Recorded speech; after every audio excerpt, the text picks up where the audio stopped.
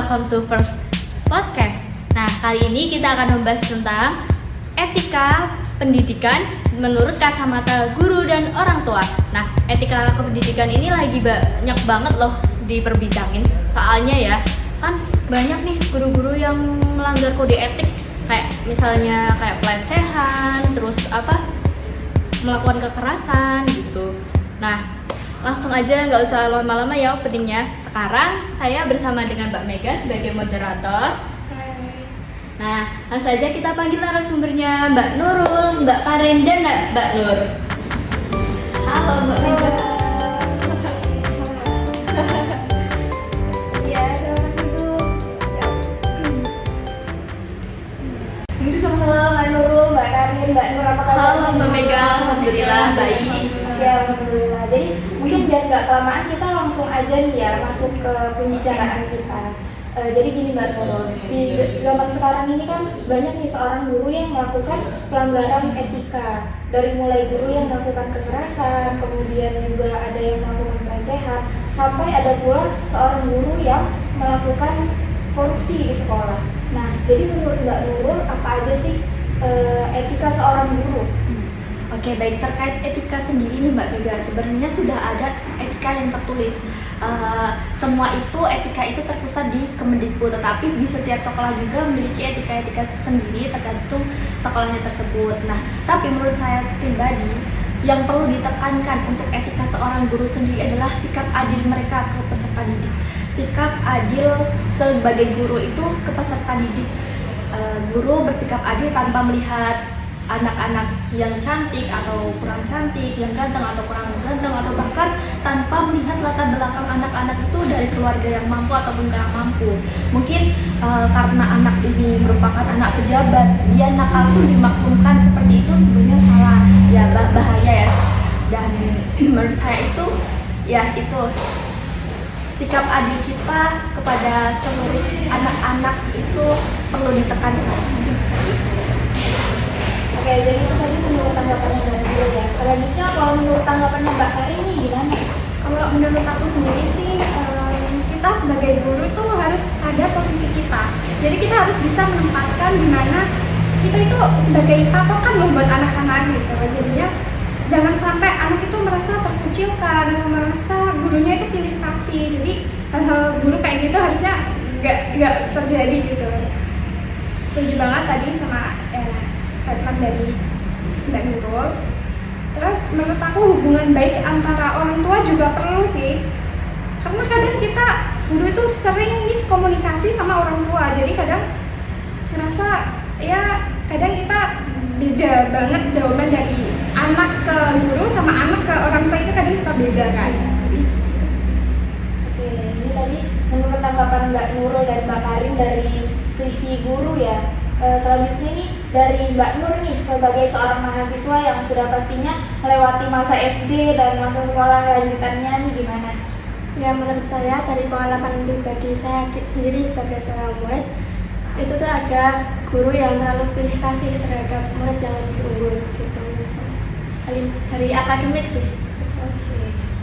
Jadi kesimpulannya adalah etika seorang guru itu memang sudah tertulis, memang sudah ada dari Kemendikbud, tetapi kita juga sebagai seorang guru harus mementingkan terhadap keadilan kepada semua siswa yang ada. Nah, juga kemudian etika seorang guru itu kepada orang tua dan sesama guru itu juga penting.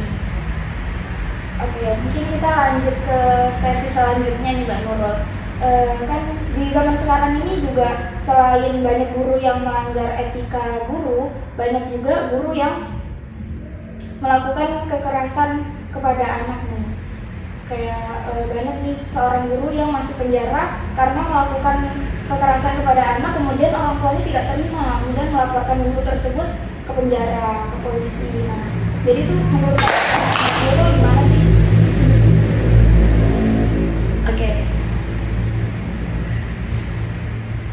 Oke, terkait guru yang dipidana karena telah memberikan hukuman kepada anaknya tadi, mungkin sebenarnya guru itu memberi hukuman kepada anak-anak itu bukan serta-merta tanpa sebab.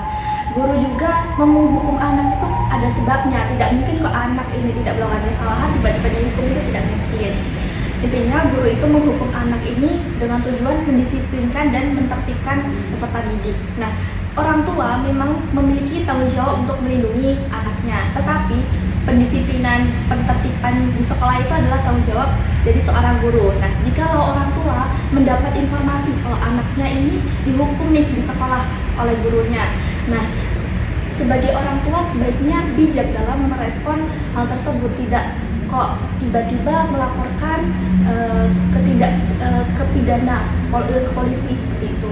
Nah, sebagai orang tua sebaiknya mencari tahu terlebih dahulu informasi yang lebih jelas kenapa kok anaknya dihukum, alasan kenapa kok anaknya dihukum, dan jikalau orang tua ini tidak sepakat dengan hukuman yang diberikan oleh guru, boleh kok orang tua ini diskusi kepada gurunya sanksi apa yang baik diberikan oleh anaknya kepada anaknya tadi. Nah, dengan menjaga komunikasi guru dan orang tua atau pihak sekolah ini menjauhkan dari hal-hal yang tersebut yang melibatkan polisi, melibatkan hukum, menjauhkan dari hal-hal yang berkaitan dengan pidana tersebut. Seperti itu mungkin Mbak Mega. Oh, jadi seperti itu ya Mbak Nurul. Kemudian kalau dari Mbak Karin sendiri gimana? Kalau dari aku sendiri sih, kekerasan itu tetap gak bisa dibenarkan walaupun tujuannya emang bagus gitu. Guru mau mencerdaskan, mau membimbing, mau ya tujuannya baik gitu. Tapi kalau dengan kekerasan itu sama aja kita udah melanggar etika sebagai guru. Jadi menurut aku tetap salah gitu. Oke, jadi gitu ya. Selanjutnya kalau menurut Mbak Nur gimana? Ya, terus juga ada orang tua zaman sekarang dan zaman dulu itu beda. Yang membedakan mereka itu kalau orang tua zaman dulu lebih tugas sebagai seorang murid itu lebih diserahkan kepada guru. Ya udah, kalau di sekolah ya sekolah, rumah di rumah gitu. Tapi kalau yang zaman sekarang itu orang tua lebih memperhatikan anak gitu. Oke, jadi untuk para orang tua nih ya, jadi seorang guru itu pasti kalau melakukan hukuman kepada anaknya itu pasti ada sebabnya ya. Tapi juga seorang guru dan orang tua itu harus memiliki komunikasi yang baik, karena dari komunikasi tersebut ya bisa dibicarakan dengan baik-baik. Kemudian juga sebagai seorang guru untuk melakukan kekerasan itu memang tidak dibenarkan, karena kekerasan sendiri itu memang sudah melanggar tindak pidana. Jadi ya itu yang terpenting adalah komunikasi antara guru dan orang tua. Oke, mungkin cukup sampai di sini sesi ini. Terima kasih untuk Mbak Nurul, Mbak Karin, Mbak Nur sudah berkenan hadir pada podcast kali ini. Cukup sekian. Mulai. Baik, di podcast sebelumnya itu kita membahas terkait kode etik dalam kacamata guru ya. Nah, kita akan membahas kode etik itu di kacamata orang tua terkait mengenai kasus di Indonesia, yaitu seorang guru yang menilep tabungan muridnya. Jadi gimana tanggapannya Mas Vito?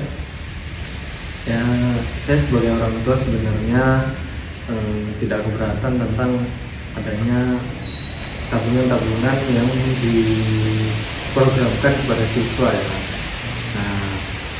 Nah, tapi ketika guru ini meniru, itu menjadi sebuah masalah, dan ini pada pandangan orang tua terhadap guru. Nah, jadi ada beberapa oknum yang memang menyalahgunakan tabungan itu untuk sebagai korupsi. Kemudian selain tabungan juga yang terjadi itu adalah uang PIP yang tidak tersampaikan kepada anak murid atau siswa ya. Nah, itu yang pasti banyak ada beberapa oknum guru yang menyalahgunakan sehingga masuknya ke rekening pribadi mereka, tidak tersalurkan ke siswa-siswanya. Nah, itu menjadi sebuah masalah di Indonesia ini, seperti itu. Nah, faktanya itu banyak sekali ya para guru itu yang merasa pendapatannya itu kurang. Jadi sampai-sampai seorang guru itu bisa korupsi lah, bisa menilep uang tabungan muridnya lah. Jadi bagaimana tanggapan mengenai kasus tersebut Mas Ika? Nah, untuk tanggapan mengenai kasus tersebut itu pastinya perlu beberapa penelitian ya, sehingga yang pertama kenapa kasus itu bisa terjadi, pasti adanya karena kurangnya perhatian dari pemerintah terhadap guru-guru, kurang dari dinas pendidikan, kementerian pendidikan mengenai mungkin gaji guru. Sebenarnya kalau melihat gaji guru di Indonesia ini sangat miris karena sangat kecil, sehingga bisa menimbulkan beberapa oknum yang mengkorupsi dana sekolah ataupun dana-dana dari siswanya. Nah, jadi pemerintah ini harus meninjau lebih jauh, melihat ke lapangan itu bagaimana fakta di lapangannya, kenapa gaji guru bisa kecil. Nah, kemudian sebagai pemerintah juga harus bisa mengambil langkah yang tepat lah untuk guru-guru, untuk kesejahteraan pendidikan di Indonesia. Lalu bagaimana pendapat menurut Mas Aldi akan kasus-kasus tersebut yang berada di Indonesia mengenai terkait dengan etika seorang guru? Ya, kalau pendapat saya sepakat apa yang disampaikan Mas Ika tadi.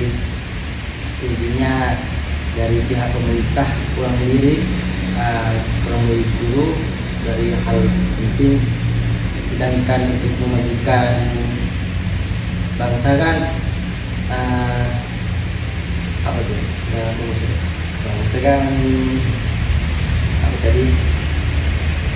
Perlu sumber daya yang bagus lah, dengan manusia. dengan kondisinya gitu. Nah, intinya ya gini Mas Adi, kalau guru ini kan sangat penting lah bagi kemajuan bangsa gitu kan, yang dimana dia ini kan sebagai fondasi juga gitu kan, fondasi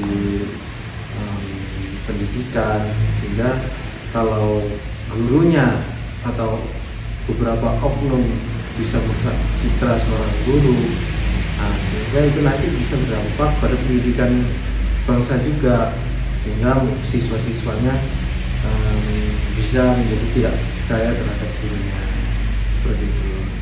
Gitu. Jadi bisa kita simpulkan yang pertama itu seorang guru itu harus sadar akan kode etik nih, udah jalan di Indonesia ini. Betul. Dan yang kedua pula untuk pihak pemerintah itu juga harus memperhatikan terkait dengan gaji guru untuk mencukupi supaya agar seorang guru itu tidak melakukan tindakan-tindakan yang menyimpang gitu. Intinya ketika seorang guru itu sejahtera, nah di balik itu semua nanti bisa mensejahterakan murid, kemudian pendidikannya bisa lebih maju, dan kemudian bangsa juga lebih maju juga, seperti itu. Baik, cukup sekian dari kami. Mungkin itu yang bisa kami bahas. Sampai jumpa kembali. Terima kasih Mas Adi. Oke, dari topik-topik yang tadi menarik banget gak sih? Kayak asik apa mengenai tentang apa kode etik nih. Nah, makasih ya udah menonton podcast kami dari awal sampai akhir. Terus keren-keren banget gak sih narasumbernya? Selain pada pinter-pinter public speaking-nya juga kayak topiknya juga bagus banget. Nah, dijamin deh gak sia-sia nonton podcast ini sampai habis. Sampai ketemu di podcast selanjutnya. Sampai jumpa. Dadah.